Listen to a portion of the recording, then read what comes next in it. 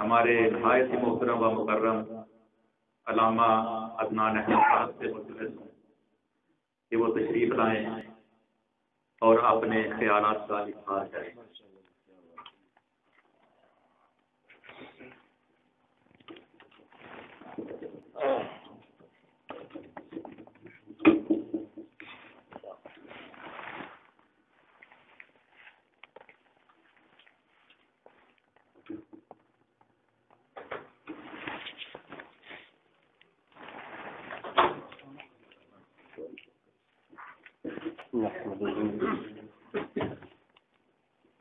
ونصلي ونسلم على سيدنا ومولانا رسوله النبي الأمين أما بعد فأعوذ بالله من الشيطان الرجيم بسم الله الرحمن الرحيم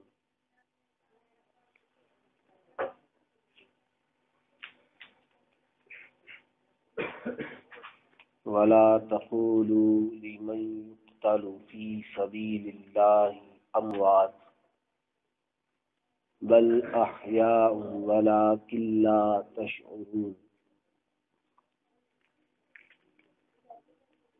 صدق الله مولانا وصدق رسوله النبي الكريم۔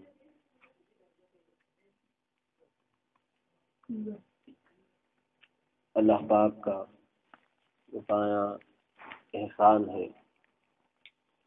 کہ اس نے ہم سب کو اپنے اور اپنے حبیب اور اپنے نیک بندوں کے ذکر کے لیے موقع فراہم کیا۔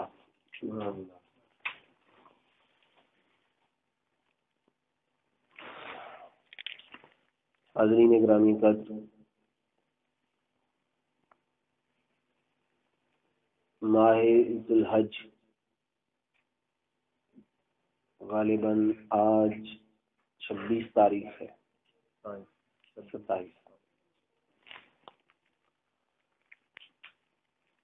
26 ذی الحج سیدنا عمر فاروق رضی اللہ تعالیٰ عنہ کی شہادت کا دن،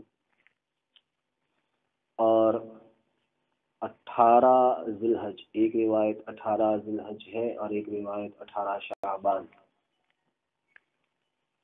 سیدنا عثمان غنی رضی اللہ تعالیٰ عنہ کی شہادت کا دن ہے۔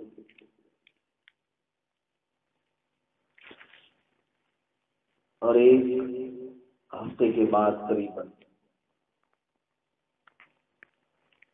واقعہ کربلا 10 محرم کو، وہ بھی کچھ زیادہ دور 15 دن کے فاصلے پر۔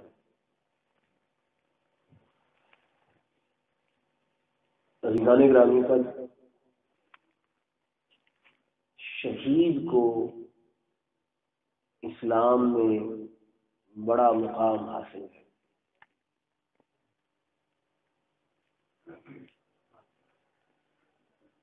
شہید کسے کہتے ہیں؟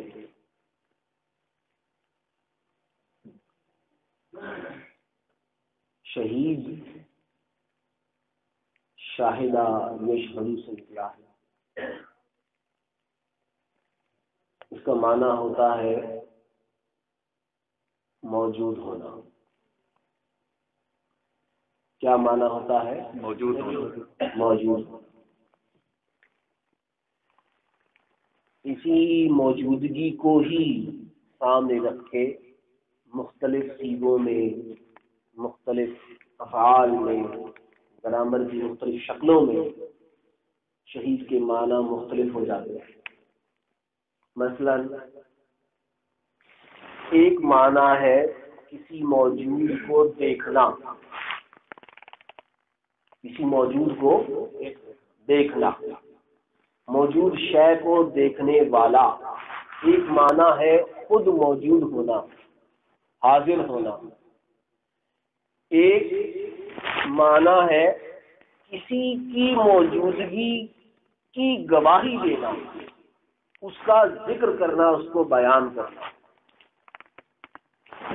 اسی وجود کو، موجود کو مرکز بنا کر مختلف چیزوں میں مختلف افعال اور گرامر کی مختلف شکلوں میں اس کے معنی مختلف ہوتے ہیں۔ اللہ پاک،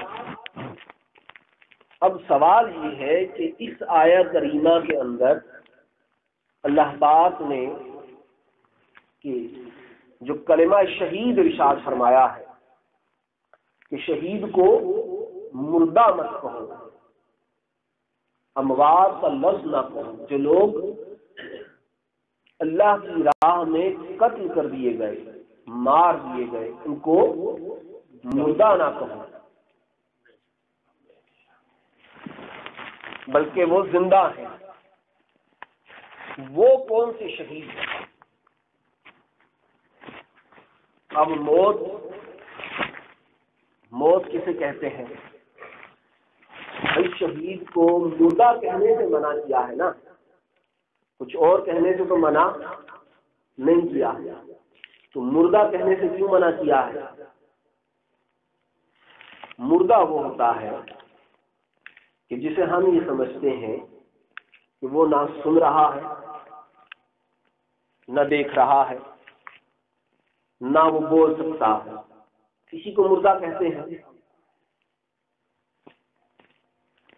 یہ مردے کی تعریف ہے کہ جو شخص جس کے بدن سے روح نکل جائے کہ اب وہ نہ کچھ کھا پی سکتا ہے، نہ کچھ بول سکتا ہے، نہ سن سکتا ہے، نہ کلام کر سکتا ہے، نہ چل پھر سکتا ہے، جو زندگی کی جتنی علامتیں ہیں وہ اس میں سے ختم ہو گئی، اسے ہم مردہ کہتے ہیں۔ اور اسی مردے کا لفظ استعمال کرنے سے اس شخص کے لیے منع قرار دے دیا جو اللہ کی راہ میں قتل کر دیا گیا۔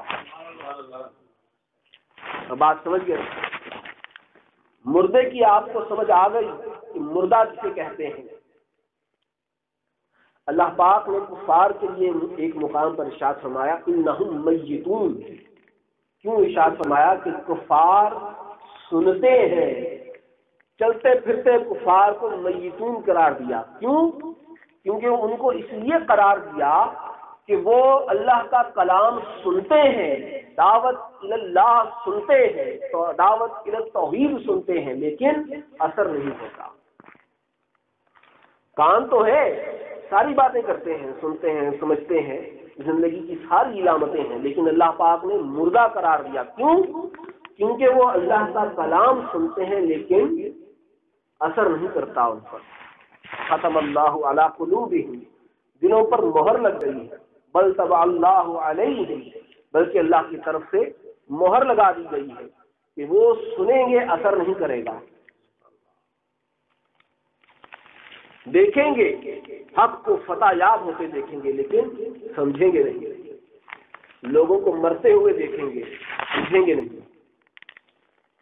ان کی مشاہدے کی صلاحیت، ان کے جواب دینے کی صلاحیت، ان کی سماعت کی صلاحیت، ان ساری صلاحیتوں کا اللہ پاک نے انکار کر دیا۔ کیوں؟ کیونکہ وہ لوگ دعوت توحید کی کو جواب نہیں دے رہے، ان کا دل ایمان قبول نہیں کر رہا۔ ایک مردہ کا معنی جو آپ کے سامنے میں نے رکھ دیا۔ اب آئیے شہید کی طرف۔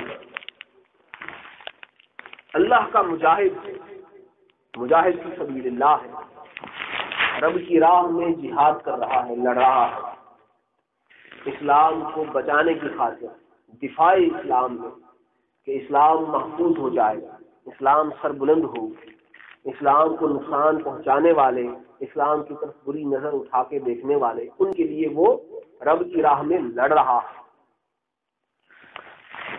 اب یہاں جس نقطے کی طرف میں توجہ دلانا چاہتا ہوں وہ یہ ہے کہ وہ بندہ رب کا مجاہد ہے، مجاہد فی سبیل اللہ ہے، رب کی راہ میں لڑ رہا ہے۔ اللہ پاک نے اس کے لڑنے کا ذکر کیا ہے۔ کس کا ذکر کیا ہے؟ لڑنے کا۔ لیکن اللہ پاک نے اس کا ذکر کیا ہے کہ وہ کس سے لڑ رہا ہے۔ ذکر کیا کس سے لڑ رہا ہے؟ کفار سے لڑ رہا ہے۔ دشمنان اسلام سے لڑ رہا ہے. کس کے ساتھ لڑ رہا ہے؟ شیطان کے ساتھ لڑ رہا ہے کہ ویسے ہی لڑی جا رہا ہے. جس کے ساتھ لڑ رہا ہے اس کا ذکر نہیں کیا. اللہ پاک نے ایک اور جگہ پر جہاں اللہ پاک نے ارشاد فرمایا وَلَا تَحْسَبَنَّ الَّذِينَ قُتِلُوا فِي سَبِيلِ اللَّهِ أَمْوَاتٌ، کہ تم گمان بھی نہ کرو کہ وہ مردہ ہے جو رب کی راہ میں مارا گیا. وہاں بھی اللہ پاک نے لڑنے والے کا ذکر کیا ہے، لڑائی میں مر جانے والے کا ذکر کیا ہے، لیکن کس سے لڑ رہا ہے اس کا ذکر نہیں کیا.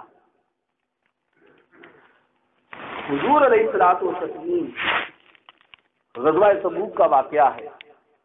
آقا دو جہاں علیہ الصلوۃ والتسلیم صحابہ کرام سے غزوہ تبوک سے واپس آتے ہیں اور دشمنان اسلام پر ایک اسلام کی دھاپ بٹھا کر روب اور دبدبا ڈال کر واپس آ رہے ہیں کہ وہ آئندہ اسلام کے خلاف اور اہل اسلام کے خلاف، عالم اسلام کے خلاف آنکھ اٹھانے کی بھی جرت نہ کریں. آپ واپس تشریف لاتے ہیں اور ارشاد یہ فرماتے ہیں کہ ہم جہاد اصغر سے جہاد اکبر کی طرف لوٹ آئے. کیا ارشاد فرمایا؟ جہاد اصغر سے جہاد اکبر کی طرف لوٹ آئے ہیں. وہ جگہ کہ جہاں صحابہ کرام کو جا کر واپس پلٹنے کا یقین نہیں تھا، انہیں اس بات کا یقین ہی نہیں تھا کہ ہم جا رہے تو ہیں، زندہ جا رہے ہیں، لیکن کوئی خبر نہیں کہ ہم واپس بھی آ سکیں گے نہیں آئیں گے. اس جگہ سے واپس تشریف لا رہے ہیں آقا دو جہاں علیہ الصلوۃ والتسلیم صحابہ کرام کو لے کر، لیکن کیا ارشاد فرماتے ہیں کہ ہم جہاد اصغر سے جہاد اکبر کی طرف آ رہے ہیں. تو گویا ثابت یہ ہوتا ہے کہ محض تلوار کے زخم سے مر جانا، محض خون بہا کے مر جانا صرف یہی جہاد نہیں ہے، یہی رب کی راہ میں مر جانا نہیں ہے، بلکہ رب کی راہ کے اندر مر جانا یہ بھی ہے کہ کوئی شخص اپنے نفس کے خلاف رب کی راہ میں جہاد کر رہا ہے، شیطان کے خلاف جہاد کر رہا ہے، اپنی اصلاح میں لگا ہوا ہے، اصلاح معاشرے میں جدوجہد کر رہا ہے، وہ لوگوں کی بھلائی کی خاطر جدوجہد کر رہا ہے. اگر وہ شخص اس مقام پر پہنچ جاتا ہے کہ اس کا نفس اپنی خواہشات کو ختم کر کے محض اپنے نفس، اس کا نفس تابع حکم الہی ہو جائے، تو وہ بھی جہاد میں مارا جا چکا ہوتا ہے، وہ بھی جہاد فی سبیل اللہ مر جانے والا ہوتا ہے. باری تعالیٰ ان لوگوں کو، وہ لوگ جو اس دنیا سے چلے جانے کے بعد جن نعمتوں سے سرفراز ہوتے ہیں کہ رب ان کو رب کی راہ میں مر جانے کے بعد سرفراز کرتا ہے جن نعمتوں سے، جو صلاحیتیں، جو مال اعلیٰ کی نعمتیں عطا فرماتا ہے، باری تعالیٰ وہی نعمتیں ان لوگوں کو بھی عطا فرما دیتا ہے جو اپنے نفس کو، ان کو اس دنیا کے اندر اس قبر میں جانے سے پہلے رب کے حکم کے تابع اس طرح کر چکے ہوتے ہیں کہ ان کی خواہشات ختم ہو جاتی ہیں. عزیزان گرامی، اللہ پاک نے کوئی قید نہیں لگائی ہے کہ تم فلاں سے لڑو گے تو مارے جاؤ گے تو تم شہید ہوگے، فلاں سے لڑو گے تم مارے جاؤ گے تو شہید نہیں ہوگے. باری تعالیٰ نے تو یہ بھی نہیں ارشاد فرمایا کہ وہ جو مر جانے والا ہے آخر وہ مرا کس طرح ہے، اس کا نفس مرا ہے، اس کی خواہشات مری ہے، اس کا کیا ہوا ہے، بلکہ یہ فرمایا کہ جو قتل کر دیا گیا اب اس کے قتل ہونے کی کیا شکل ہے وہ بھی بیان نہیں، کوئی قید نہیں لگائی. کیونکہ یہ بات ثابت ہے کہ جو رب کی راہ میں نکل پڑا وہ چاہے رب کی راہ میں مالی جہاد کر رہا ہے، مال خرچ کر رہا ہے، وہ رب کی راہ میں اپنا وقت خرچ کر رہا ہے، وہ رب کی راہ میں اپنا علم خرچ کر رہا ہے. کوئی شخص رب کی راہ کے اندر کسی طرح جہاد کر رہا ہے، کسی پہلو سے جہاد کر رہا ہے، کسی جہد میں جہاد کر رہا ہے، باری تعالیٰ نے کوئی قید نہیں لگائی ہے.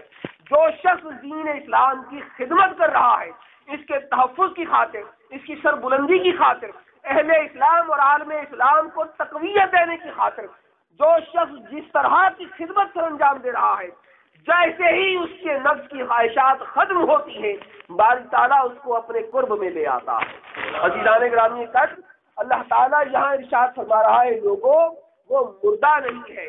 اور عزیزان گرامی قدر، جو شخص تلوار کے زخم سے مر جائے اور اپنے جسم سے اس کے دل کی دھڑکن بند ہو جائے، دماغ کام کرنا بند ہو جائے، اس کا مر جانا کفار کے ساتھ، دشمنان اسلام کے ساتھ لڑ جانے کے بعد جو اس کو مقام ملتا ہے، اس کی وہی مقام اگر اس شخص کو مل جائے جو ابھی مرا نہیں ہے، جو تلوار کے زخم سے مرا نہیں ہے، آپ اندازہ کیجئے کہ اس دنیا سے چلے جانے کے بعد اس کا مقام کیا ہوگا۔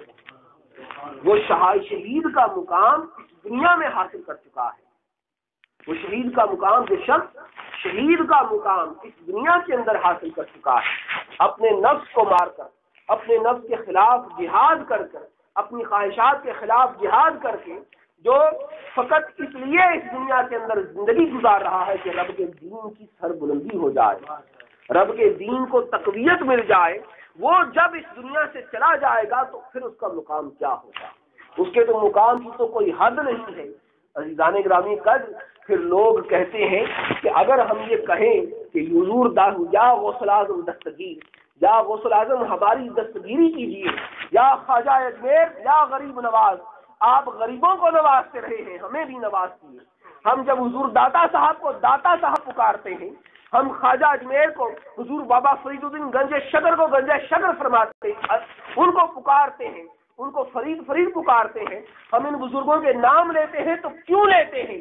اسی لیے لیتے ہیں کہ باری تعالیٰ نے دنیا کے اندر تو شہید کا مقام عطا فرما دیا تھا، لیکن جب وہ اس دنیا سے گئے ہیں تو اللہ پاک نے ان کو وہ مقام عطا فرما دیا ہے کہ وہ اپنی قبر کے اندر بھی اسی طرح عالم اسلام کی خدمت کر رہے ہیں جس طرح وہ اس دنیا کے اندر کرتے رہے تھے۔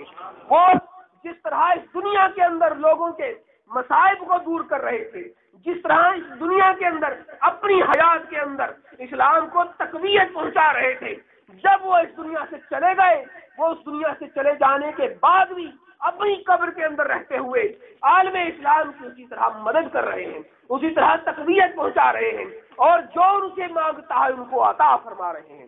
عزیزان گرامی قدر، وہ تو رب کے ولی گزرے ہیں، انہوں نے تو اپنے نفس کو رب کی راہ میں جہاد کرتے ہوئے کروڑوں لاکھوں غیر مسلموں کو مسلمان کر کے وہ خدمات انجام کر دی ہے کہ باری تعالیٰ نے تو دنیا میں ان کو وقت کے شہید سے بھی بڑھ کر مقام عطا فرما دیا تھا، اور پھر قبر میں چلے جانے کے بعد ایسا حال کیوں نہ ہو ان کے ساتھ،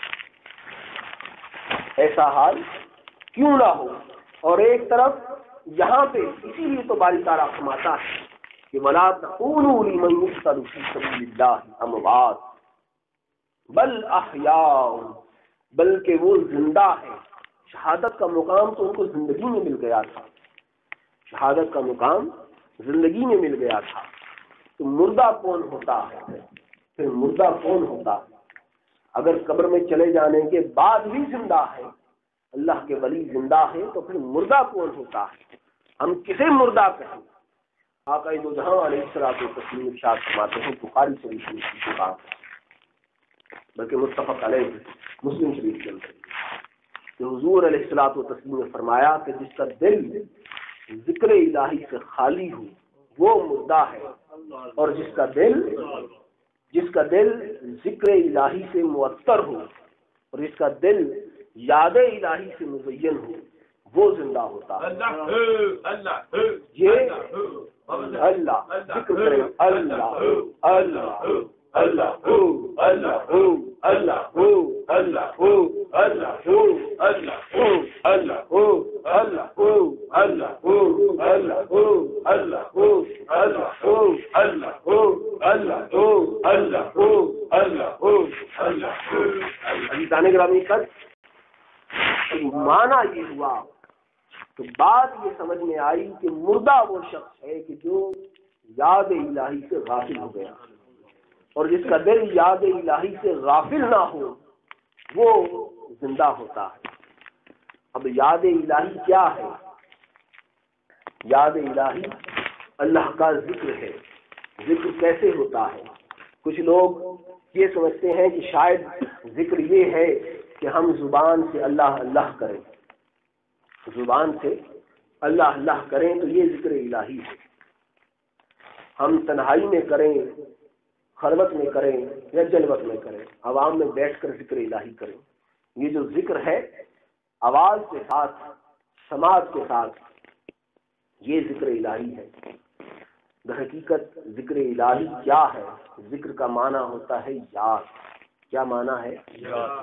یاد۔ جب دل کو یاد الہی مل جاتی ہے تو اس کا معنی یہ ہوتا ہے کہ دل ذاکر ہو گیا ہے۔ اب اس کا یہ معنی ضروری نہیں ہے۔ اب کوئی شخص، کچھ لوگ یہ خیال کرتے ہیں کہ شاید دل جو ہے نا وہ اللہ اللہ کر رہا ہوتا ہے۔ یقین کیجئے، آپ کافر کے دل کی بھی دھڑکن سنیں تو اس کا دل بھی اللہ اللہ ہی کر رہا ہوتا ہے، اس کا دل بھی اللہ اللہ ہی کر رہا ہوتا ہے۔ اللہ پاک نے دل کی دھڑکن، اس کے ساؤنڈ کو بنا ہی ایسا دیا ہے، اس کی بیٹ بنا ہی ایسی دی ہے۔ آپ اگر توجہ کریں اور غور کریں تو کسی کے دل کی دھڑکن سن لیں، کافر کے دل کی بھی دھڑکن سنیں گے تو وہ بھی اللہ اللہ ہی کر رہا ہوتا ہے۔ یہ وہ اللہ اللہ نہیں ہے۔ دل کا جاری ہونا، دل کا ذکر کا، دل پر ذکر کا جاری ہو جانا، یہ وہ اللہ اللہ نہیں ہے۔ اللہ اللہ کیا ہے؟ اللہ اللہ یہ ہے کہ بندے کا دل رب کی یاد سے بھرپور ہو جائے۔ انسان کچھ بھی کرتا ہو، کوئی کام سر انجام دیتا ہو، اس کا دل یاد الہی سے بھرپور ہو۔ جب اس کا دل یاد الہی سے بھرپور ہو جائے گا، مزین ہو جائے گا، اس کے دل کے اندر رب کی یاد جڑ پکڑ لے گی، وہ بیٹھ جائے گی، پھر جا کے اس کا دل جاری ہوگا۔ یہی اس کا ذاکر ہونا ہے، یہی رب کی یاد ہے۔ اور یہ اسی رب کی یاد کے بارے میں اللہ پاک نے ارشاد فرمایا قرآن مجید میں، رجال اللہ تلہیہم تجارۃ ولا بیع عن ذکر اللہ، کہ مرد وہ لوگ ہیں کہ جن کے دل جب رب کی یاد میں لگے ہوتے ہیں تو پھر وہ چاہے تجارت کر رہے ہوں، کاروبار کر رہے ہوں، دنیا کے معاملات کر رہے ہوں، ان کے دل رب کی یاد سے غافل نہیں ہوتے۔ وہ زبان سے اللہ اللہ نہ بھی کر رہے ہوں، وہ پھر بھی رب کی یاد میں مشغول ہوتے ہیں، وہ پھر بھی رب کی یاد میں مشغول ہوتے ہیں۔ اور عزیزان گرامی قدر، یہ مقام حاصل کرنا، اس مقام کے حصول کے لیے کہ بندے کا دل جاری، بندے کا دل یاد الہی میں مشغول ہو جائے، اس کا ایک ہی طریقہ ہے، اس کا ایک ہی طریقہ ہے۔ اور وہ طریقہ کیا ہے کہ انسان یہ سوچنا شروع کر دے، اپنی سوچ کو اس طرح بنا لے کیا جب کوئی بھی عمل کرنے لگے تو یہ سوچے کہ حضور علیہ الصلوۃ والتسلیم یہ عمل کس طرح سر انجام کیا کرتے تھے۔ جب یہ معاملہ پیش آتا تھا تو سرکار دو عالم علیہ الصلوۃ والتسلیم کا معمول مبارک کیا تھا؟ حضور کیا طریقہ اختیار فرماتے تھے؟ آپ کا انداز کیا ہوتا تھا؟ ہم سمجھتے ہیں کہ حضور علیہ الصلوۃ والتسلیم صرف ایک مذہبی شخصیت ہے، سرکار نے صرف عبادات کی تعلیم دی ہے، نہیں۔ حضور علیہ الصلوۃ والتسلیم کے بارے میں اللہ پاک نے ارشاد فرمایا، لقد کان لکم فی رسول اللہ اسوۃ حسنہ، کہ حضور علیہ الصلوۃ والتسلیم کی ذات پاک میں بہترین نمونہ ہے۔ اور یہ فرما کر اللہ پاک نے یہاں بھی کوئی قید نہیں لگائی۔ حضور بہترین سپہ سالار بھی ہیں، بہترین بادشاہ، بہترین ملک اور سلطنت کے سربراہ بھی ہیں، بہترین والد بھی ہیں اور بہترین شوہر بھی ہیں۔ حضور صلی اللہ علیہ وآلہ وسلم کی ذات پاک کو آپ زندگی کے کسی گوشے میں دیکھ لیں، حضور کی ذات پاک کو کسی زندگی کے گوشے میں لے جا کر دیکھ لیں، سرکار دو عالم علیہ الصلوۃ والتسلیم کی ذات پاک امام دکھائی دیں گے، حضور علیہ الصلوۃ والتسلیم مقتدا دکھائی دیں گے کہ حضور کی ذات میں سے ہر شے کی رہنمائی ملتی ہے۔ وہ فقط مذہبی اور فقط ایک مذہبی اور اسلام کی مذہب عبادات کی تعلیمی دینے والے نہیں تھے، ہمیں مقید کر دینے والے نہیں تھے، ہمیں آزاد کر دینے والے، ہر معاملے میں ہماری رہنمائی کرنے والے۔ حضور علیہ الصلوۃ والتسلیم ہماری ثقافت کے اندر، ہمارے لین دین کے اندر، ہماری نشست و برخاست کے اندر، ہمارے گفتگو، ہمارے کھانے پینے کے اندر، ہر معاملے میں سرکار سے ہمیں رہنمائی ملتی ہے۔ جس دن ہمارا دل اس سوچ کی طرف گامزن ہو گیا، جس دن ہمارے دل نے یہ راہ پکڑ لی کہ ہم کوئی بھی عمل کریں بس یہ سوچ لیں کہ سرکار علیہ الصلوۃ والتسلیم کس طرح کیا کرتے ہیں، سمجھ لیں کہ اسی دن ہمارے دل میں رب کا ذکر جاری ہو گیا، اسی دن ہم زندوں میں شمار ہونا شروع ہو جائیں گے، اسی دن باری تعالیٰ سمجھ لیں کہ اسی دن ہمیں اللہ پاک زندوں میں شمار کرنے شروع کر دے گا۔ وہ حدیث پاک تو آپ نے سنی ہوگی کہ حضور علیہ الصلوۃ والتسلیم کی جس نے ایک سنت کو زندہ کیا اس کو 100 شہیدوں کا ثواب ملتا ہے۔ وہ کیا ہے؟ وہ یہی 100 شہیدوں کا ثواب ہے کہ بندہ رب کی راہ میں جب نکل پڑتا ہے اور حضور علیہ الصلوۃ والتسلیم کی سنت پاک اور آپ کے اعمال مبارکہ کو، معمولات مبارکہ کو ذہن میں رکھنا شروع کر دیتا ہے اور اس جستجو میں لگ جاتا ہے کہ سرکار دو عالم علیہ الصلوۃ والتسلیم کس طرح اپنی حیات مبارکہ گزارتے تھے، سرکار دو عالم علیہ الصلوۃ والتسلیم کیا کیا معمولات تھے، آپ وہ مسائل کو کس طرح حل کیا کرتے تھے۔ جب ہماری سوچ اس ڈگر پر چل جائے گی، جب چل پڑے گی تو پھر سمجھ لیں کہ ہم بھی خدمت اسلام میں لگ گئے، ہم بھی دین کی خدمت میں لگ گئے۔ یہ جو صوفیاء آئے ان لوگوں نے اتنی کثرت کے ساتھ لوگوں کو مسلمان کیا، کس طرح کیا، یہی طریقہ تھا کہ انہوں نے سوائے مصطفیٰ کو نہیں چھوڑا۔ وہ تو زندہ، وہ جیتے جاگتے اسلام کی تبلیغ تھے، وہ لوگوں کو اسلام کی طرف دعوت نہ بھی دیتے تو ان کا اسوہ اتنا بہترین تھا، اتنا اعلیٰ تھا کہ لوگ دیکھ کر مسلمان ہو جاتے تھے، ان کو دیکھ کر لوگ مسلمان ہو جاتے تھے۔ کیوں؟ کیونکہ انہوں نے حضور علیہ الصلوۃ والتسلیم کے اسوہ مبارک کو نہیں، آپ کے صبر و تحمل، حضور کی ذات پاک سے صبر و تحمل کا جو فیض ملا اس کو نہیں چھوڑا، جو بردباری کا فیض ملا اس کو نہیں چھوڑا، جو عقل و شعور اور دانش مندی کا جو فیض ملا حضور علیہ الصلوۃ والتسلیم کی ذات پاک سے، اس کو ہاتھ سے نہیں جانے دیا۔ ہر معاملے میں، ہر طریقے میں سرکار دو عالم علیہ الصلوۃ والتسلیم کی ذات پاک کو انہوں نے رکھا۔ پھر کہیں جا کے تو آپ دیکھ رہے ہیں کہ اس برصغیر پاک و ہند کے اندر مسلمانوں کی تعداد کتنی بڑھ گئی، یہ انہیں کی نعمت اور انہیں کی وجود محفوظ کی برکت ہے۔ عزیزان گرامی، اللہ پاک ہمارے حال پر رحم کرے اور ہمیں توفیق دے کہ ہم بھی انہی بزرگوں کے نقش قدم پر چلیں اور اپنے آپ کو زندوں میں شمار کروائیں۔ اور عزیزان گرامی، یہی مشن لے کر حضور شیخ الاسلام پروفیسر ڈاکٹر محمد طاہر القادری نکلے، اور آپ یقین کیجئے کہ حضور شیخ الاسلام کی آپ کی زندگی سوانح حیات کو دیکھ لیجیے کہ آپ کی پوری عمر جو ہے، آپ کی ساری زندگی خدمت اسلام میں ہی دکھائی دیتی۔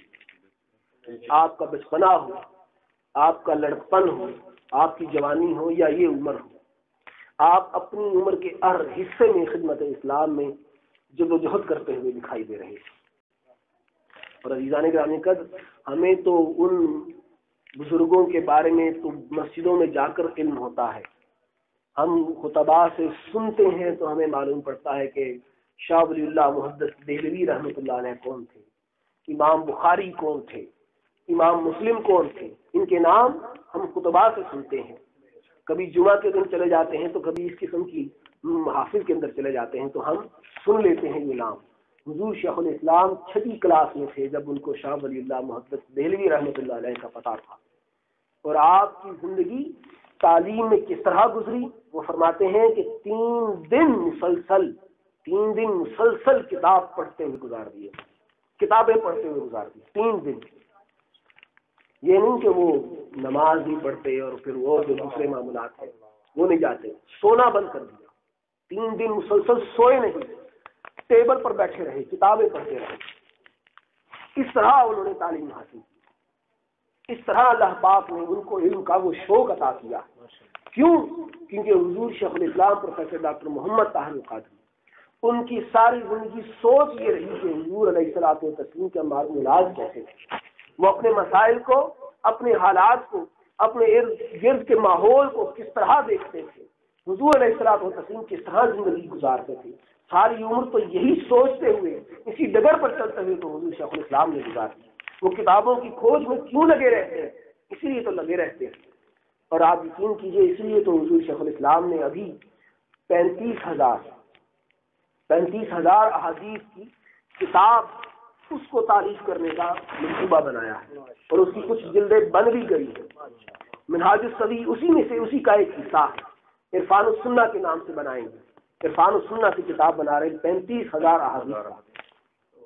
عزیزان گرامی، اللہ پاک ہمیں اس اللہ کے ولی اور اس اللہ کے نیک اور صالح بندے کی دست بازو بننے کی توفیق عطا فرمائے، اور جس طرح وہ اسلام خدمت کر رہے ہیں ہمیں بھی توفیق دے کہ ہم بھی اسی طرح ہوں۔ اور یقین کیجئے کہ حضور شیخ الاسلام زندوں میں سے ہیں، وہ زندوں میں سے ہیں، اس لیے کہ ان کا دل زندہ ہے، وہ کبھی یاد الہی سے غافل نہیں ہے۔ تو اللہ پاک ہمیں ان کے ساتھ جڑ جانے کی توفیق عطا فرمائے، اور اللہ پاک منہاج القرآن کے اہداف کو جلد تکمیل دے۔ وما علیہ ماشاءاللہ، یہ تو جناب علامہ ادنان احمد صاحب یہ بہت اچھے انداز کے ساتھ شہید کی تشریح کر رہے تھے کہ شہید کون ہوتا ہے۔